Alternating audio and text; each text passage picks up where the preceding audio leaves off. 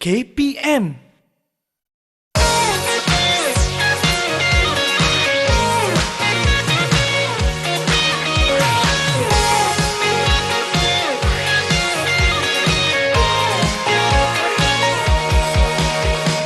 Bantuan sampai, bantuan sampai, bantuan sampai. Okey cikgu, kita letak cikgu. Okey, kita letak cikgu, letak. Cikgu, mana player yang injured tu? Siapa yang minta pengusung tadi? Cikgu ada nampak? Cuba cikgu pergi check dekat sana. Dekat sana. Cuba cikgu check. Cikgu pergi check Cikgu pergi check dulu cikgu. Cikgu pergi check dulu. Ui, penatnya hari ni. Ui, sedapnya tidur. Ui, tidur pula dia kan. Assalamualaikum warahmatullahi wabarakatuh. Salam sejahtera. What's up everybody? Anda sedang menyaksikan Didik TV KPM bersama dengan saya, Ahmad Nazri. Nampak? Macam betul-betul real kan kejadian tadi? Padahal, okey, seperti biasalah kan. Kita belum menang lagi, jadi sila patuhi segala SOP. Sentiasa cuci tangan dengan kerap. Sentiasa memakai pelitup muka dan juga menjaga jarak 1 meter. Dan seperti biasa, tepat pada pukul 6 petang anda sedang menyaksikan kurikulum yang mana hari ini unit badan beruniform yang kita nak belajar adalah apa? Yes, Bulan Sabit Merah Malaysia. Agak-agak lah kan. Untuk episod kali ini, apa yang kita nak belajar? Sebelum ni kita dah belajar mengenai apa? Luka. Kita dah belajar apa lagi? Lagi kita dah belajar? Betul. Untuk episod kali ni, tahu tak siapa? Tahu tak apa? Kalau tak tahu, kejap lagi saya beritahu lah. Tapi ni, guru yang pagi-pagi tadi, Akmal, ni saya perlukan pengusung ni. Mana cikgu tu? Nak tahu siapalah guru tu kan? Jom kita tengok profil guru hari ini. Hui, lama lagi cikgu kat sana.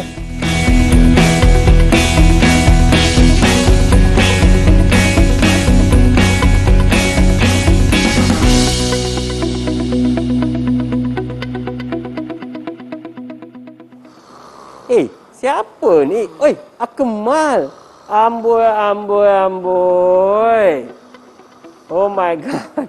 Akmal. Oh, Akmal.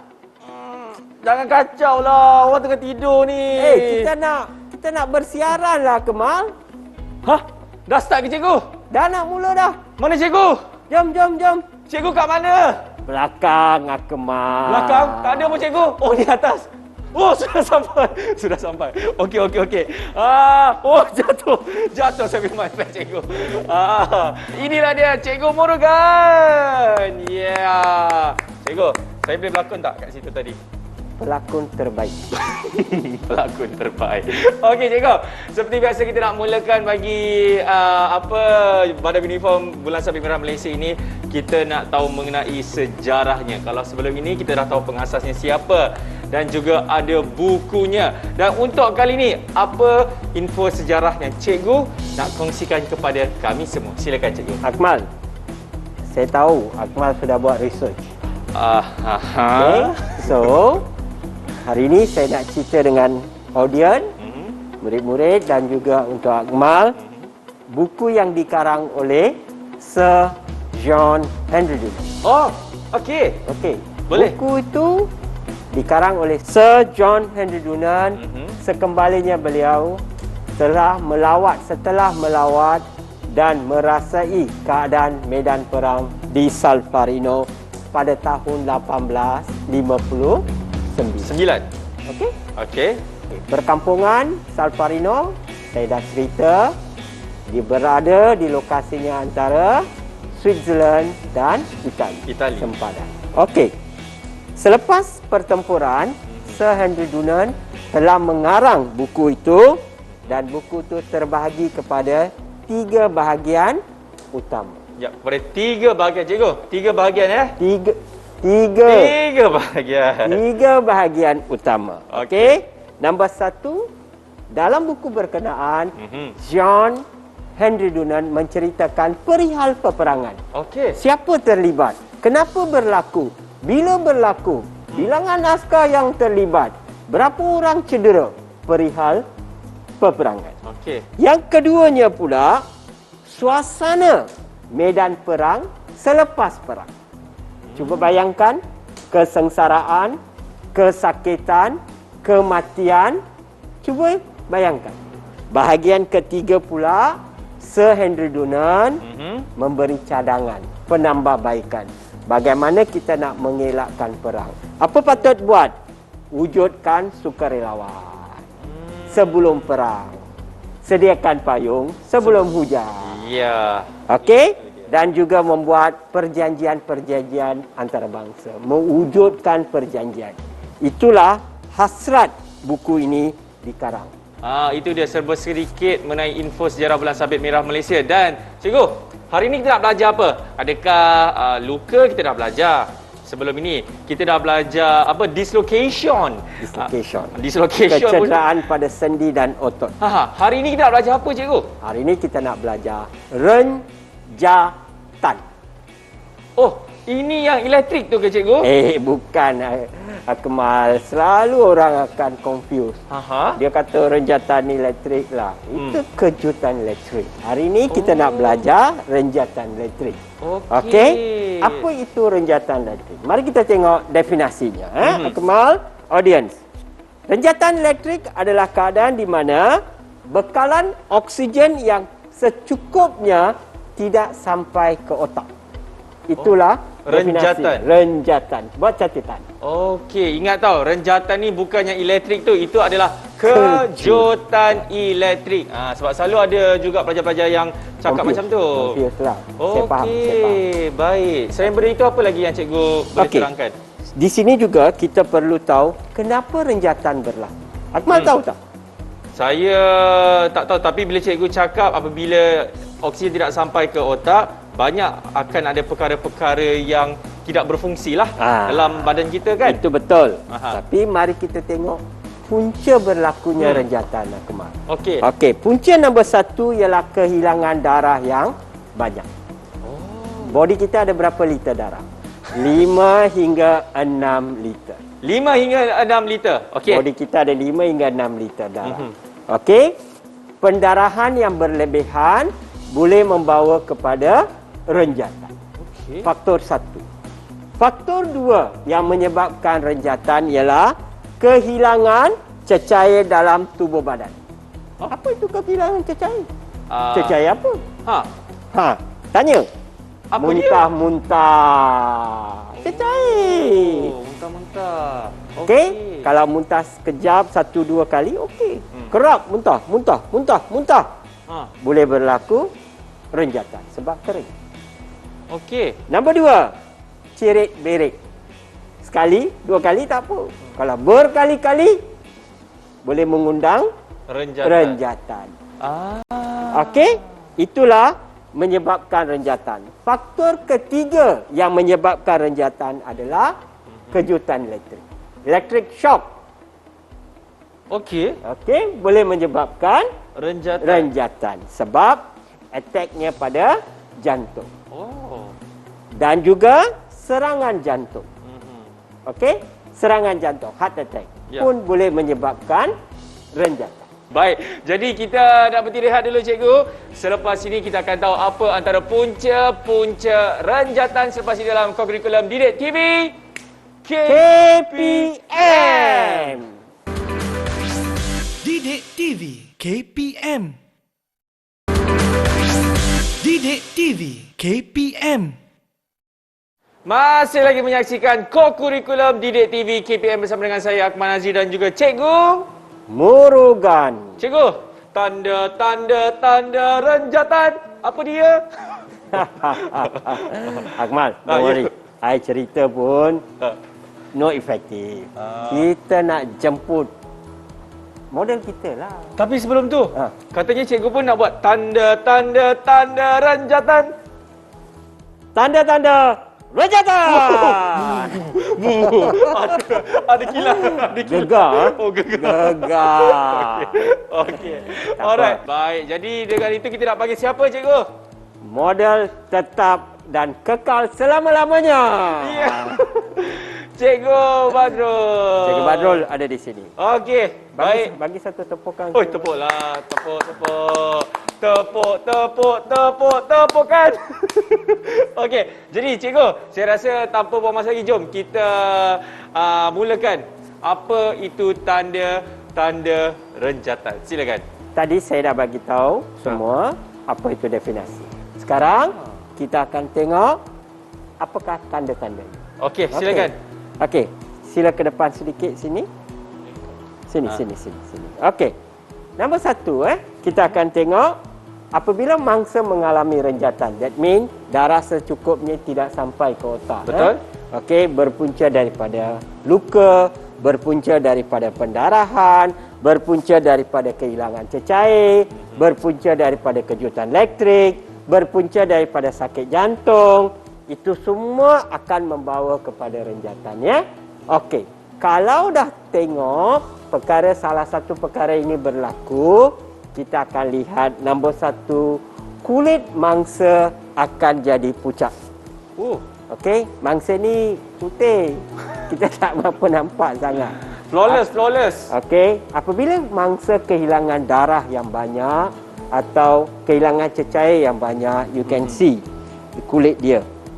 Okey, ini perlu pengalaman, ya, Akmal. Okay. Ini perlu dia akan jadi pucat muka, selalunya muka lah, muka, bibir, cuping telinga, okey, tangan, kuku, all that you akan dapat lihat, kelihatan pucat. Nombor 2, sejuk. You sejuk. Okey, badan dia akan berpeluh sedikit je peluh. Dia bukan peluh yang keluar sebutir-sebutir. Tak ada. Dia macam lembab badan dia. Okey, itu tanda kedua. Okey, tanda ketiga ialah pernafasan mangsa jadi cepat. Tengok ni. Tengok dada dia. Dia jadi laju, cepat sebab automatik, Akmal, automatik body kita akan terangsang untuk mendapatkan bekalan oksigen yang banyak. Tengok ni. Can you notice? Ya. Okey, itulah perubahan mekanisme pada body. Dia perlukan oksigen banyak. Dan apabila pernafasan dia jadi tinggi, denyutan nadi pun bertambah cepat. Semakin laju. Seterusnya, mangsa akan jadi rasa loyak. Tengok ni. I kena pegang dia ni. Cikgu Badrul okey ke? Ingat ini simulasi ya. Okey, loyak. Okey. Dan juga, Akmal, ini very interesting. Ha. Mangsa akan rasa haus sebab kehilangan darah, kehilangan cecair. Dia akan rasa haus. Tengok ni. Sekarang dia minta air. Ataupun dia kehausan lah. Tanda ini adalah tanda mangsa kehausan. Okey? Seterusnya, dia tengok mata mangsa. Dah lemah dah. Okey? Kenapa dia lemah? A lot of blood. A lot of cecair sudah keluar. Dia akan rasa lemah, letih. Tengok ni. Kalau saya lepas, dia akan jatuh. Okey? Dan penglihatannya dah mula kabur. Inilah proses-proses laluan dia. Dia dah keliru. Dia ada di mana pun tak tahu kerana kehilangan darah yang banyak, kehilangan cecair yang banyak. All this menyebabkan perkara ini berlaku dan akhir sekali tidak sedar diri. Tapi cikgu, adakah salah satu tanda juga mangsa akan muntah-muntah? Mangsa can muntah also. Tapi muntah yang kebanyakan sudah muntah itu yang menyebabkan dia mengalami renjatan. Okey. Muntah, cerit-berit, all this boleh menyebabkan renjatan. Itu bukan tanda dah, itu penyebab kepada renjatan. Okey, you got it? Yep. Alright. Cikgu cakap dengan siapa tadi tu? Dengan audience. Okey. Dengan audience. Saya tanya audience. You understand? Sebab mengenali tanda-tanda renjatan is very important. Sebab it's not very easy to mengenali. That's why I itemize. Dan ingat bukan semua berlaku serentak, bukan semua you nampak. Ada yang you tak nampak. Cikgu, macam mana pula dengan, sebab saya perasan antara tanda-tandanya mungkin setengah orang bila melihat ini dia sakit biasa, mungkin dia demam lah, mungkin dia kurang tidur lah, apalah. Apa komen cikgu mengenai stigma masyarakat macam tu cikgu? Okay, that's why pendidikan very important. We have to educate the public. Kita kena mengajar, kita kena menceritakan, kita kena memaklumkan kepada orang ramai, inilah tanda-tandanya. Kalau ini tanda-tandanya kita dah faham, kita dah sedar. Renjatan boleh membawa maut. Apabila mangsa menunjukkan tanda-tanda ini, kita harusnya berhati-hati dan cepat bertindak. Boleh cikgu. Nak tahu macam mana pengurusan bagi mangsa renjatan? Selepas ini dalam kurikulum Didik TV KPM. Didik TV KPM. Didik TV KPM. Okey, masih lagi menyaksikan kurikulum Didik TV KPM. Alright, bersama dengan saya Akmal Nazri dan juga Cikgu Murugan. Tadi kita dah belajar dah mengenai renjatan cikgu kan? Ya. Apa antara punca-puncanya, apa antara tanda-tandanya. Dan sekarang ini cikgu, ini Mangsa dah ada situ kan? ini kenapa tiba-tiba dia terbaring kat situ cikgu? Kita nak buat apa sekarang ni? Tadi kan Akmal sudah lupa ke? Dia sudah tak sedar diri. Okey. Masa kita belajar tanda-tanda renjatan, mangsa sudah tak sedar diri. Ya. So kita baringkan mangsa di stretcher. Tapi kan cikgu, tak sedar diri dengan tidur ada perbezaan ya. Oh, jauh beza. Saya betul siap-siap lah. Tak sedar diri dengan tidur ada perbezaan tau. Okey, jadi cikgu, tanpa membuang masa lagi, jom kita ke depan boleh? Okey, Akmal, tanda. Yap. Tidur ya. Tak sedar diri ya. Okey. Tengok Okey, cikgu. Kita tengok sekarang. Okey. Alright. Nombor 1, kita dah baringkan mangsa. Betul. Okey, mangsa dah baring. Ya. Okey. Dalam proses di rumah, kita akan buat pengurusan renjatan ni dalam sekelip mata saja. Tetapi ini kita nak belajar. Yap. So saya akan ambil masa. Okey, so that pelajar di rumah, audience, Akmal sendiri faham. I tak boleh buat laju. I want to show to you bagaimana kita mengurus dengan cara yang baik.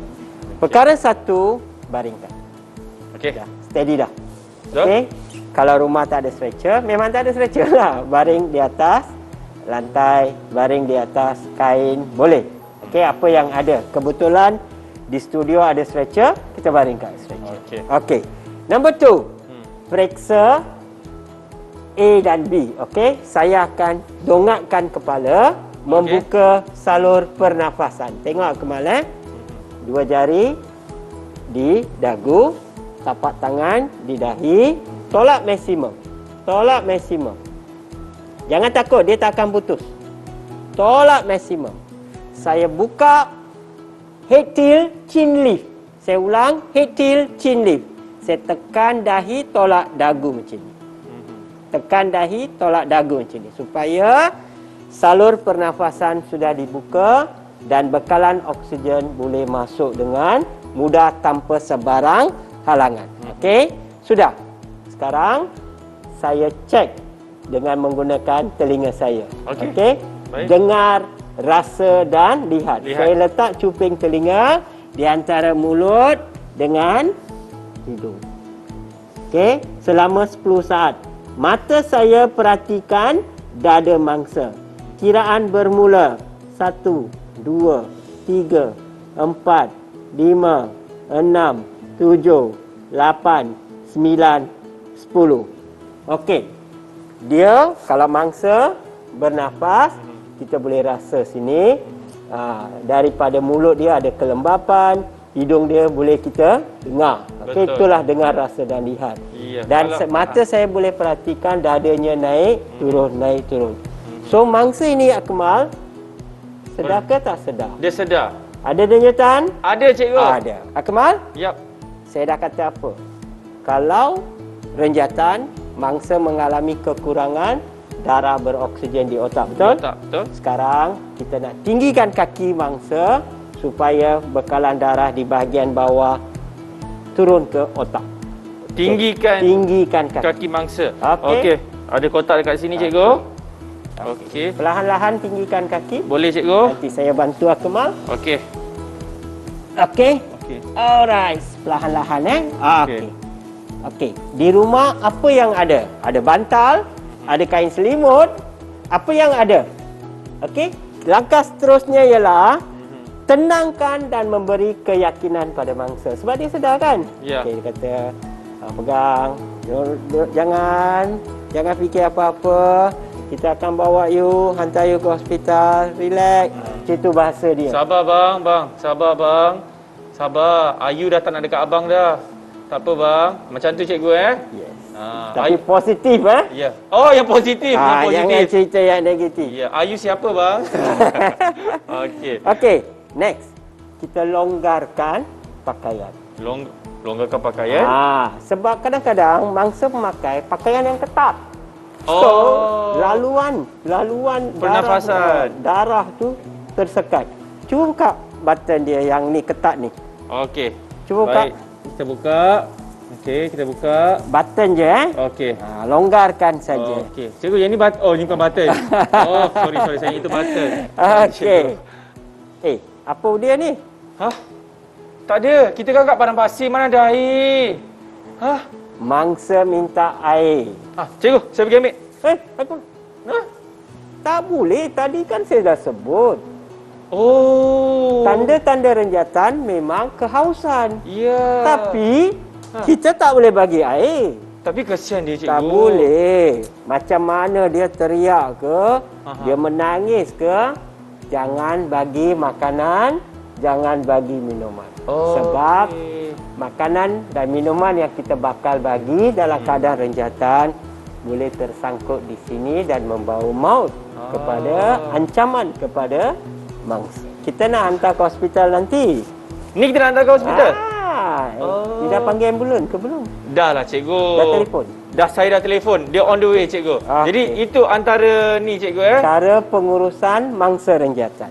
Itu dia. Cara pengurusan mangsa renjatan. Oh, tak adalah susah, cikgu. Senang je. Kalau selalu pergi co-curriculum, hari Rabu di sekolah, belajar dengan cikgu bulan sabit, perkara ini semua jadi fingertips, mudah. You can learn very fast. Okey, jadi cikgu terima kasih banyak. Jadi apa yang cikgu boleh rumuskan untuk episod kali ini? Silakan. Rumusan ialah you lihat mangsa kan? Betul. Keadaan mangsa boleh jadi serius. Okey, boleh jadi tenat. Pengurusan masa sangat penting. Para pelajar, jangan buang masa. Okey, kita kena tenang. Penyelamat kita dua ni penyelamat. Kita kena tenang, relax. Jangan kita yang gelabah.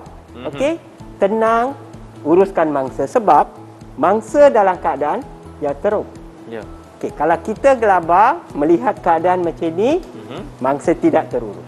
Okey, oleh yang demikian nasihat saya, rumusan saya pada hari ini ialah kita jangan gelabah, kita kena ada ilmu, kita boleh uruskan mangsa ini dengan mudah. The moral value here is nyawa tidak boleh dijual beli. Betul, cikgu. Nyawa tidak boleh dijual beli. Kita kena prihatin, kita kena pantas bertindak. Terima kasih, cikgu. Apa-apa pun yang penting nawa itu, cikgu, kan? Nawa itu. Kalau niat kita betul nak belajar, insya-Allah ilmu itu masuk pun senang saja. Kalau niat kita nak bantu orang, insya-Allah kita dapat bantu orang itu daripada sebarang kecelakaan. Terima kasih banyak, cikgu. Dan kepada anda semua, terima kasih kerana telah setia bersama kami selama setengah jam ini. Ingat, kita bertemu janji Isnin hingga Jumaat bersama dengan saya Akmal Nazri dalam Co-Curriculum Didik TV KPM. Cikgu, ambulans sudah sampai. Jom kita bawa. Kita angkat mangsa. Mari, cikgu. Okey.